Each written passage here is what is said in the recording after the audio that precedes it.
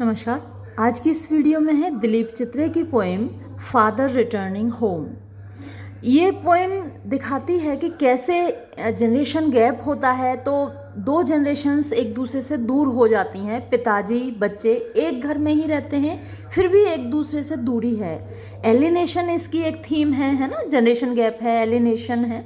तो आप जैसे जैसे पोएम पढ़ेंगे आपको समझ में आएगी कि एक पिता जो अपने परिवार के लिए, अपने बच्चों के लिए सब कुछ करता है, कैसे उसी घर में उन्हीं बच्चों से उसको निराशा मिलती है।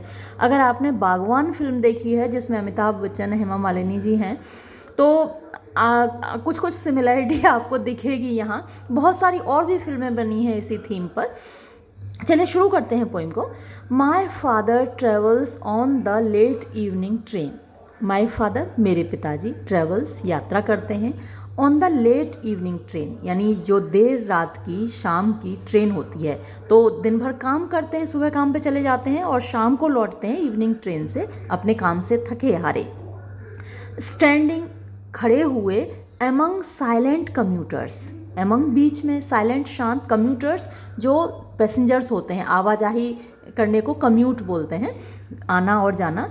तो वो खड़े हैं, जैसा कि लोकल ट्रेन्स होती हैं उनमें बैठने को जगह नहीं मिलती, सीट नहीं मिलती, बहुत भीड़ भाड़ होती है तो लोग खड़े होकर यात्रा करते हैं। तो वैसे ही मेरे पिताजी खड़े होकर यात्रा करते हैं। लोग शांत हैं। शांत क्या है, एक दूसरे से कोई अपनी बात, अपनी प्रॉब्लम्स शेयर नहीं कर रहा है। ज़माना इस तरीके का आ गया है कि लोग एक दूसरे के हालचाल नहीं पूछते हैं, तो इसलिए जो कम्यूटर्स हैं वो शांत हैं। इन द येलो लाइट, तो हल्की मध्यम सी रोशनी उसमें होती है ट्रेन में, जो लोकल ट्रेन होती है, तो उस पीली रोशनी में वो यात्रा कर रहे हैं। सब orbs slide past his unseeing eyes. सब अर्ब्स होते हैं यानी सब अर्बन एरिया होता है। अर्बन एरिया क्या है, शहर का क्षेत्र होता है, और सब अर्बन एरिया होता है शहर के आसपास का क्षेत्र। तो जो सब अर्बन एरिया है वो स्लाइड पास्ट, पीछे को सरकता जाता है। तो आपने ट्रेन में या बस में या कार में जब हम यात्रा करते हैं ऐसा लगता है कि जो हमारे आसपास का एरिया है वो पीछे की ओर भाग रहा है। पेड़ पीछे को दौड़ते हुए दिखाई देते हैं जबकि हम आगे को बढ़ रहे होते हैं, पेड़ तो वहीं होते हैं। तो वैसे ही जो सब अर्बन एरिया है वो स्लाइड पास्ट, वो पीछे को सरकता जाता है। हिज अनसीइंग आइज, उनकी आँखों के सामने से वो पीछे को सरकता है। अब आंखें कैसी हैं उनकी, अनसीइंग, जो देख नहीं रही हैं, यानी उनकी आंखों के सामने हैं वो जो एरिया है, पीछे को जा रहा है लेकिन वो उसको नहीं देख रहे हैं। आंखों के सामने तो है क्योंकि वो रोज़ का है, वो उनको कोई आनंद नहीं देता। जैसे छोटे बच्चे जब यात्रा करते हैं वो देखते हैं पेड़ों को पीछे भागते हुए, उनको बड़ा एक्साइटमेंट होता है। लेकिन अब ये तो क्योंकि वयस्क हैं और रोज़ देख रहे हैं, सदियाँ तो क्या, हाँ सदियों तो हो ही गई, डिकेड्स तो उनको यात्रा करते हुए हो ही गए। तो सॉरी, सदियाँ तो सेंचुरी को होते हैं, मुझे हो क्या रहा है, डिकेड तो दशकों को बोलते हैं ना, तो उनको दशकों हो गए यात्रा करते हुए, तो इसलिए कोई एक्साइटमेंट नहीं है उनकी आँखों के लिए, तो वो अनसीइंग आइज़ हैं। His shirt and pants are soggy, उनकी शर्ट और पैंट, सॉगी माने भीगे हुए, वेट, गीले हैं। क्योंकि जैसा इसमें पोइम में पता चल रहा है कि जो मौसम है वो बरसात का मौसम है। एंड हिज ब्लैक रेनकोट, और उनका काला रेनकोट, स्टेन्ड, स्टेन्ड माने गंदा होता है, धब्बा लगा होता है, विद मड यानी कीचड़ के धब्बे लगे हुए हैं उस उनके काले रेनकोट पर।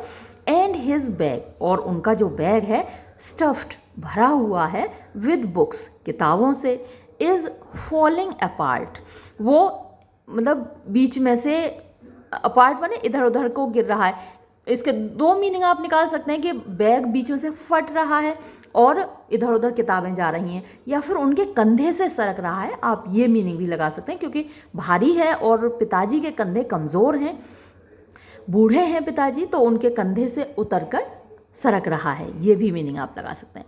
हिज आइज डिम्ड, उनकी आंखें मध्यम हो गई हैं। जब आप युवा होते हैं या बच्चे होते हैं तो आपकी आंखों में एक चमक होती है, ब्राइटनेस होती है, लेकिन वक्त के साथ वो ब्राइटनेस कम होती चली जाती है और आपकी आंखें डिम होती जाती हैं।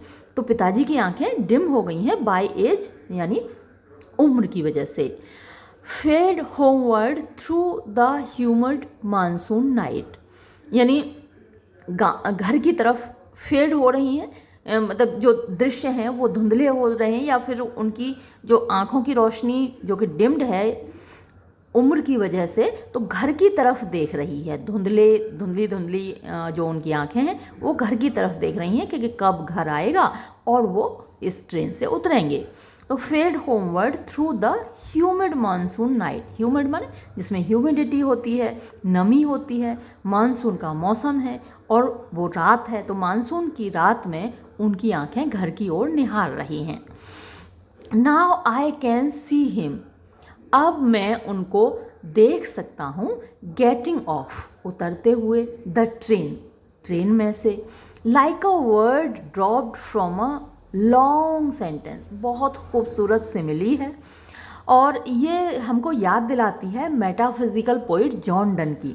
जॉन डन इस तरीके की सिमिलीज देता है। तो देखिए वो ट्रेन में से जब उतरते हैं तो ऐसे उतरते हैं जैसे कि किसी लंबे सेंटेंस में से एक वर्ड निकालकर फेंक दिया गया हो, लाइक अ वर्ड, एक शब्द की तरह, ड्रॉप्ड जिसको हटा दिया गया हो फ्रॉम अ लॉन्ग सेंटेंस, एक लंबे सेंटेंस से। तो एक लंबा सेंटेंस है, उसमें से कोई एक शब्द निकाल दिया और सेंटेंस फिर भी बना रहता है, यानी उस सेंटेंस को कोई फ़र्क नहीं पड़ता, उसमें से एक वर्ड निकल गया, सेंटेंस फिर भी बना हुआ है। तो इसी तरीके से जब वो पिताजी ट्रेन से उतरते हैं तो ट्रेन को या उस बोगी को कोई फ़र्क नहीं पड़ता है ना, वो बोगी ऐसी चलती जाती है। तो जैसे हमारी एग्जिस्टेंस है, ख़ासकर पिताजी की यहाँ पर दिखाई गई है, तो वो उस ट्रेन में उनके होने ना होने से कोई फ़र्क नहीं पड़ता। तो ऐसा ही हम में से ज़्यादातर लोगों के साथ है। हम जब तक होते हैं हमें लगता है कि हम बहुत इम्पोर्टेंट हैं, हमारे बिना तो ये दुनिया चल नहीं सकती, लेकिन जब हम इस दुनिया से चले जाते हैं कोई किसी को फ़र्क नहीं पड़ता है ना, आपको रिप्लेस करने के लिए बहुत लोग आ जाते हैं। तो वैसे ही यहाँ पिताजी एक लंबे सेंटेंस से जैसे एक शब्द को निकालकर फेंक दिया गया हो, इस तरीके से ट्रेन की बोगी से निकल जाते हैं। He hurries across the length of the grey platform, he hurries across यानी वो तेजी से चल देते हैं, पार करते हैं, द लेंथ लंबाई को, ऑफ द ग्रे प्लेटफॉर्म भूरे रंग का जो प्लेटफॉर्म है, ट्रेन रुकती है, वो ट्रेन से उतरते हैं और भूरे रंग के उस प्लेटफॉर्म को तेजी से पार करते हैं। क्रॉसेस द रेलवे लाइन, फिर वो रेलवे लाइन को पार करते हैं। एंटर्स द लेन जो गली है उसमें प्रवेश करते हैं। हिज चप्पल्स, उनकी जो चप्पलें हैं, आर स्टिकी विद मड, कीचड़ से चिपचिपी हो रखी हैं, सनी हुई हैं। बट ही हरीज ऑनवर्ड, लेकिन वो तेजी से बढ़ते चले जाते हैं। तो ऐसा दृश्य आपने देखा होगा है ना, जो आम आदमी है उसका ऐसा ही हाल है ना, जो पैदल चल रहा है, ट्रेन में यात्रा कर रहा है, डेली अप डाउन करने वाले लोगों की बहुत आयत है, बहुत सारे लोग हैं हमारे मथुरा से दिल्ली जाते हैं या दिल्ली से मथुरा आते हैं, अप डाउन करते हैं। तो इस तरीके से जो अप डाउन करने वाले आम लोग हैं उनकी यही हालत होती है जो यहाँ आप देख रहे हैं। अपने परिवार के लिए, अपने बच्चों के लिए वो इसी तरीके से रोजी रोटी कमाते हुए बेचारे भाग दौड़ करते हुए उनकी ज़िंदगी निकल जाती है। होम अगेन, फिर से वो घर आ जाते हैं, सुबह घर से गए थे और आप अब लौट के फिर घर आ जाते हैं। आई सी हिम, मैं उनको देखता हूँ पिताजी को, ड्रिंकिंग पीते हुए, वीक टी। अब देखिए चाय कैसी है, वीक है, हल्की है, एक तो कड़क चाय होती है ना, और ये वीक टी, हल्की चाय है। Eating a still chapati, eating वो खा रहे हैं, अ स्टिल चपाती एक बासी चपाती। तो अक्सर ऐसा होता है कि चपाती बनाकर रख दी जाती हैं, जो व्यक्ति लेट आता है उसको ठंडी रोटी खाने को ही मिलती है ना। जो रोटी कमाने जा रहा है देखिए अक्सर उसी के हिस्से में कभी गरम रोटी नहीं आती, उसको ठंडी रोटी उसके हिस्से में आती है। तो वैसे ही पिताजी हैं कि सारे घर के लिए रोटी वो कमा रहे हैं और उनको खाने को क्या मिल रही है, बासी रोटी। ईटिंग अ स्टिल चपाती, आँखों में आंसू आ रहे हैं। रीडिंग अ बुक, वो किताब पढ़ते हैं है ना, वो उन्होंने वो हल्की सी चाय पी और वो बासी रोटी खाई और फिर वो एक किताब पढ़ने लग जाते हैं। He goes into the toilet, फिर वो टॉयलेट में जाते हैं। टू कंटेम्पलेट, कंटेम्पलेट माने सोचना, विचार करना, विचार करने के लिए।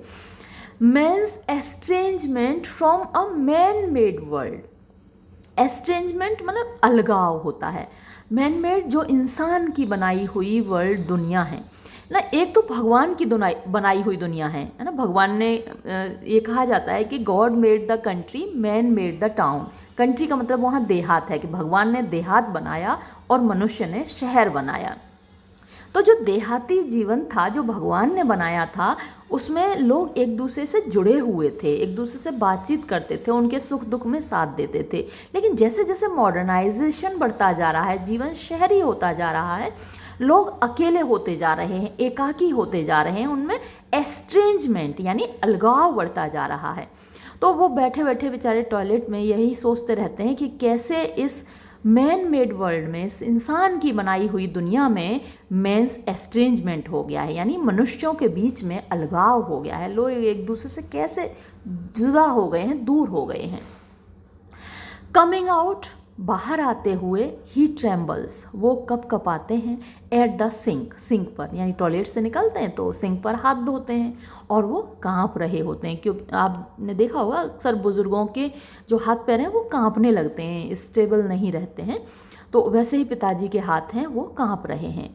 The cold water running over his brown hands, जो ठंडा पानी है उनके ब्राउन कत्थई रंग के जो हाथ हैं उनमें से, उनके ऊपर से होकर बह रहा है। अ फ्यू ड्रॉपलेट्स, कुछ बूंदें हैं छोटी छोटी, ड्रॉप्स बूंदें होती हैं, ड्रॉपलेट्स और भी छोटी छोटी बूंदें होती हैं, क्लिंग चिपक जाती हैं, to the greying hairs, greying जो भूरे होते जा रहे हैं, हाथ पैरों के भी बाल भूरे होते जाते हैं जैसे जैसे बुजुर्ग होते जाते हैं हम लोग, तो उनके भूरे होते बालों पर, ऑन हिज रिस्ट, उनकी कलाइयों पर, तो उनके हाथों के बाल भी भूरे होते जाते हैं, उनके कलाइयों के बाल भी। हिज सलन चिल्ड्रन, सलन माने ऐसे गुस्सेबाज, फ्रस्ट्रेटेड, उदास, या फिर थोड़े से अलग रहने वाले, सीरियस रहने वाले जो बच्चे हैं आजकल देखते हो मोबाइल में घुसे रहते हैं पूरे टाइम, मोबाइल उनकी दुनिया है, पेरेंट्स से बात नहीं करना, ग्रैंड पेरेंट्स से बात नहीं करना, है ना, अपने पेरेंट्स के साथ अपनी बात शेयर नहीं करना, मोबाइल में गेम खेलते रहना, यही उनकी दुनिया हो गई है। तो वैसे ही बच्चे हैं। His sullen children have often refused, तो उन बच्चों ने अक्सर इनकार कर दिया है, टू शेयर, शेयर करने से, बांटने से, jokes and secrets with him. तो बच्चों के जो जोक्स होते हैं, चुटकुले होते हैं, हंसी मजाक होती है, वो अलग होती है, उनके सीक्रेट्स जो उनके राज होते हैं वो भी अलग होते हैं। तो वो आपस में शेयर करते हैं, माँ बाप के साथ शेयर नहीं करते अपने जोक्स और सीक्रेट्स। तो ये जनरेशन गैप है ना, माँ बाप के साथ वो अपनी बातें शेयर नहीं करते। He will now go to sleep, अब पिताजी सोने चले जाएंगे। Listening to the static on the radio, listening सुनते हुए, टू द स्टैटिक, वो आपने देखा होगा रेडियो जब बजता है तो ढंग से फ्रीक्वेंसी नहीं पकड़ता, तो सर सर की आवाज़ होती है, तो वो स्टैटिक कहलाती है ना। तो रेडियो पर वो जो शोर है, मतलब ढंग से ना गीत की आवाज़ आएगी, ना ढंग से जो उस पर डिस्कशन चल रहा होता है रेडियो पे ना उसकी आवाज़ आती है, तो एक शोर सा होता है, तो उसको स्टैटिक बोला जाता है। तो वो सुनते रहते हैं रेडियो पर, सुनते सुनते सोने चले जाते हैं। ड्रीमिंग, और सपना देखते हैं, ऑफ हिज एंसेस्टर्स, अपने पूर्वजों के बारे में, एंड ग्रैंड चिल्ड्रन, और अपने नाती पोतों के बारे में। तो आप ये पाएंगे, आपने देखा भी होगा कि अक्सर जो माँ बाप हैं उनकी अपने बच्चों से नहीं बनती, लेकिन अपने ग्रैंड चिल्ड्रन से बन जाती है ना। जो नाती पोते होते हैं वो कई बार दादी बाबा के करीब होते हैं और बच्चे अलग होते हैं। जैसे आपने अगर बागवान फिल्म में भी देखा था ना, तो जहाँ पर रहते हैं अमिताभ बच्चन, तो उनका जो ग्रैंड सन है वो उनका ख्याल रखता है, वो उनके लिए चश्मा भी बनवा के लाता है, मतलब अपने पैसे उनको देता है कि दादाजी आप चश्मा बनवा लेना। तो अक्सर जो ग्रैंड चिल्ड्रन होते हैं वो दादा दादी से जुड़े रहते हैं। तो वैसे ही पिताजी क्या है, या तो अपने एंसेस्टर्स का सपना देखते हैं, तो जो दादाजी हैं वो खुद अपने एंसेस्टर्स से जुड़े हुए हैं, उनको ख्याल आता है अपने पिताजी का, अपने दादाजी का। और या फिर ग्रैंड चिल्ड्रन, जो वर्तमान पीढ़ी होती है उनके जस्ट बाद वाली, उससे अक्सर उनकी नहीं पड़ती। थिंकिंग, वो सोच रहे होते हैं, ऑफ नोमैड्स, नोमैड्स होते हैं घुमंतू लोग जो होते हैं, ट्राइब्स अक्सर होती हैं, इधर से उधर घूमते रहते हैं। तो उन नोमैड्स के बारे में जिन्होंने एंटरिंग अ सब कंटिनेंट, जो एक सब कंटिनेंट में प्रवेश कर रहे होते हैं थ्रू अ नैरो पास। एक नैरो माने सकरा, पास दर्रा होता है, रास्ता होता है। तो जैसे भारत में भी आर्यंस आए, उनके बारे में कहा जाता है कि बाहर से आए, तो दर्रों में से होकर निकलकर जो नोमैड्स हैं, घुमंतू जातियां हैं, वो एक जगह से दूसरी जगह घुस जाती हैं। तो इंडियन सब कंटिनेंट में कहा जाता है कि आर्यंस बाहर से आए। जो द्रविडियंस थे वो यहाँ के ओरिजिनल इनहेबिटेंट्स थे, ओरिजिनल निवासी थे। तो वो सोच रहे हैं कि कैसे आदिम जाति से हम लोग आगे बढ़ते गए, सभ्य होते गए, और धीरे धीरे गांव की जो देहात की लाइफ है वो शहरी लाइफ में बदलती गई, और ये अलगाव आता गया। तो जो ट्राइबल लाइफ है उसमें भी लोग एक दूसरे के साथ जुड़े होते हैं, जो विलेज लाइफ है उसमें लोग एक दूसरे के साथ जुड़े होते हैं, लेकिन शहरी लाइफ में अलगाव आता जाता है, एस्ट्रेंजमेंट आता जाता है। तो वो कई सारी बातें उनके दिमाग में चल रही होती हैं जब वो सोने जाते हैं। तो यही सारी बातें सोचते सोचते वो सो जाते हैं, और क्योंकि अगली सुबह उनको फिर से जाना है ना, काम पर फिर से जाना है। तो यही उनकी लाइफ है, यही दुनिया में बहुत सारे लोगों की लाइफ है ना। बहुत सारे पिताजी लोगों की यही लाइफ है कि वो पूरी ज़िंदगी इसी तरीके से अपने बच्चों के लिए कमाते हैं, भाग दौड़ करते हैं, ऐसा ही खाना खाते हैं और ऐसे सो जाते हैं, अगली सुबह जग के फिर काम पर चले जाते हैं। तो दिल को छू लेने वाली ये कविता थी दिलीप चित्रे की। ये वीडियो मैं यहीं समाप्त करूँगी। धन्यवाद।